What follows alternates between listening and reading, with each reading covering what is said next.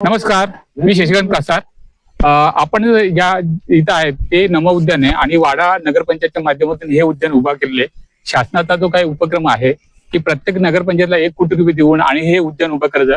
पण त्याच्यामध्ये काही अटी शर्ती आहेत. या अटी शर्तीचं पालन करूनच तुम्हाला हे नम उद्यान उभा करायचं आहे. तर या संदर्भात आपण माहिती घेणार आहे आणि आपल्यासोबत वाड्याच्या नगराध्यक्ष हरिमाताई गंधे आहेत. त्यांच्याकडनं माहिती घेऊन ह्या उद्यानासंदर्भात काय काय म्हणजे मेन विषय जे काय आहे काळजी घ्यायची, ज्या ज्येष्ठ नागरिक असतील किंवा लहान मुलं असतील, जिम असेल, काही शासनाचे जे काही नियम आहेत ते नियम काय आहेत आणि या सर्व माहिती घेणार. शासनाचा जो उपक्रम आहे ज्याच्यामध्ये नम उद्यान तुम्ही गार्डन उभा करायचं, पण त्याच्यात काही अटी शर्ती आहेत. त्या अटी शर्ती हे करूनच तुम्हाला ते उद्यान उभे केले. मग ह्या तुम्ही अटी शर्तीमध्ये पालन करताना कुठल्या कुठल्या ह्या गोष्टींची खबरदारी घेतली की जेणेकरून हे उद्यान उत्तम चांगलं झालं पाहिजे. आम्ही सिक्युरिटी गार्ड इथे ठेवलेला आहे, जेणेकरून इथे अनुचित प्रकार घडू नये. सर्व हा क्षेत्र आहे ते सीसीटीव्ही कॅमेरा अंतर्गत सर्व देखभालीची होणार आहे. तसंच इथे ज्येष्ठ नागरिकांसाठी कट्टा आहे. इथे लहान मुलांना खेळण्यासाठी छोटे खेळणी आहेत. तसंच ओपन जिमची सुद्धा सोयी उपलब्धता आहे. म्हणजे लहानांपासून ज्येष्ठांपर्यंत सर्वांना या सर्व परिसराचा आनंद कसा लुटता येईल या सर्वांची आम्ही इथे काळजी घेतलेली आहे.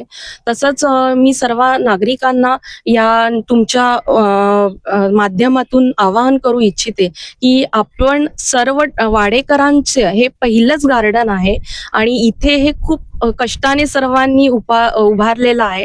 तर या इथल्या झाडांची किंवा नैसर्गिक झाडे सुद्धा आम्ही लावले, तीही तशीच ठेवलेली आहे. त्यामुळे सगळ्यांनी मिळून याची आपण देखभाल करू.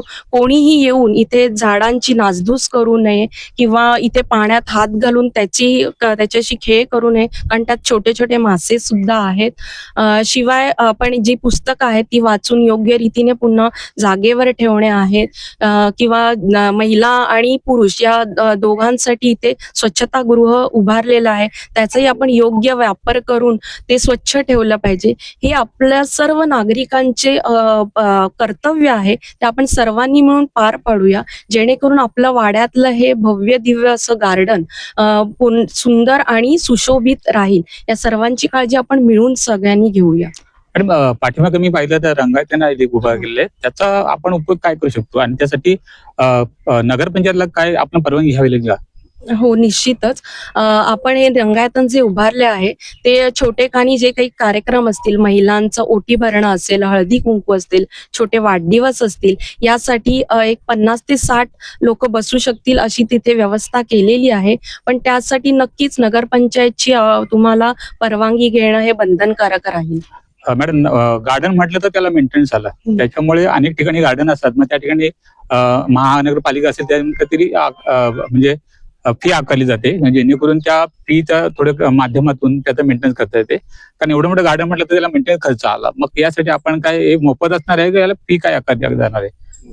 आम्ही सर्वांना हे मोफत ठेवलेलं आहे, कारण हे पहिलंच वाडे शहरातलं गार्डन आहे. याची कित्येक वर्ष सर्व नागरिक आतुरतेने वाट पाहत होते की एक तरी गार्डन आपल्या शहरात असावं, आणि त्यामुळे आम्ही सगळ्यांना हे मोफत ठेवलेलं आहे.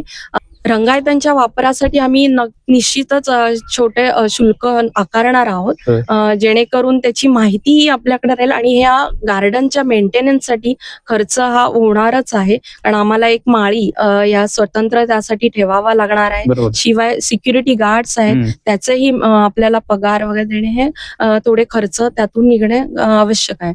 त्यामुळे आम्ही नक्कीच थोडेफार शुल्क यासाठी घेणार. आता एवढं मोठं गार्डन म्हटलं त्या गार्डनमध्ये जे पाणी साचणार आहे किंवा या झाडांना पाणी देणं असेल, मग यासाठी खरं तर आपण बिल्डिंग मध्ये रेन अडजस्ट करतो, म्हणजे जेणेकरून ते बिल्डिंगला पाणी खाली उतरणं किंवा बोरिंगला पाणी मग ते येणं, अशी संकल्पना इथं का तुम्ही हे केलेली आहे का? हो, नक्कीच. आम्ही इथे रेन वॉटर हार्वेस्टिंगसाठी वेगळा उपाययोजना केलेली आहे. तेच पाणी साठलेलंच या धबधब्यामध्ये येणार आहे आणि शिवाय तेच पाणी आम्ही गार्डनच्या मेंटेनन्ससाठीही वापरणार आहोत. मॅडम, आता वाडा नगरपंचायत हे सुंदर उद्यान म्हटलं तर तुम्हाला नक्की प्रश्न विचारतील नागरिक, का ते उद्यान तुम्ही बनवलं, मग आमचं उद्यानचं काय झालं, मग तुम्ही ते का बनवू शकत नाही? मग या संदर्भात काय पुढची संकल्पना आहे का शासनाकडे आणखी तुम्ही प्रस्ताव सादर करणार का? नक्कीच आमच्या वचननाम्यातही तसं होतं की आम्ही नागरिकांना जिथे जिथे जागा उपलब्ध आहे तिथे नक्कीच बाग बगीचे हे उपलब्ध करून देणार आहोत.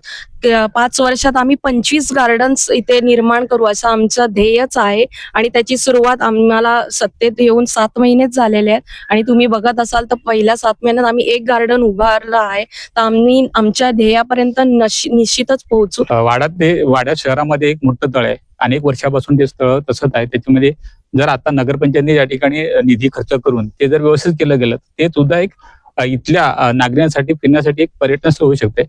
तर त्या माध्यमातून आपण काय शासन सर्व प्रस्ताव केलेले आहे का? ते आणखीन काय वेगळं त्याच्यामध्ये काय त्रुटी आहेत का त्याच्यामुळे ते होत नाही? हो. आम्ही नक्कीच सगळ्यांचंच ही इच्छा आहे की एकच मोठं तलाव वाडे शहरात आहे आणि ते अतिशय सुंदर व्हावं जेणेकरून पुढच्या पिढीला तिथे त्याचा छान लाभ घेता यावा यासाठी आम्ही आमच्या स्तरावर प्रयत्न करत आहोत. पण ते न्यायप्रविष्ट असल्यामुळे आम्ही त्यात पुढे काही जास्त हे करू शकलेलो नाहीये. पण आमचा प्रयत्न नक्कीच चालू आहे कारण जेणेकरून वाडे शहरातील नागरिकांना त्याचा लाभ घेता यावा. नक्कीच आपण पाहत असेल की महाराष्ट्रात अनेक नगरपंचायतीने अशाप्रकारचं उद्यान उभं केले, पण उद्यानामध्ये तुम्ही येताना काही काळजी घ्या, जेणेकरून या ठिकाणी प्लास्टिकचा कचरा झाला नाही पाहिजे किंवा या ठिकाणी आपण लॉनवर न फिरण्यापेक्षा त्या ठिकाणी उद्यानामध्ये तुम्हाला ज्या काही रस्ते तयार केलेले त्या रस्त्यावर फिरा. ही झाडांची काळजी घ्या, इथली फळं तोडू नका. उद्यान यात मी लहान मुलांना इथं अनेक खेळणी आहेत आणि या खेळणीमध्ये मुलांना सुद्धा या ठिकाणी आनंद घेता येईल. पण ज्याप्रमाणे आपले नगराध्यक्ष मॅडम आहेत रीमा गंगीताई यांनी सांगितलं का तुम्ही काळजी घ्या, या ठिकाणी नियमाचं पालन करा आणि त्या नियमाचं पालन करून तुम्ही ह्या उद्यानाचा तुम्ही या ठिकाणचा आनंद घेऊ शकता.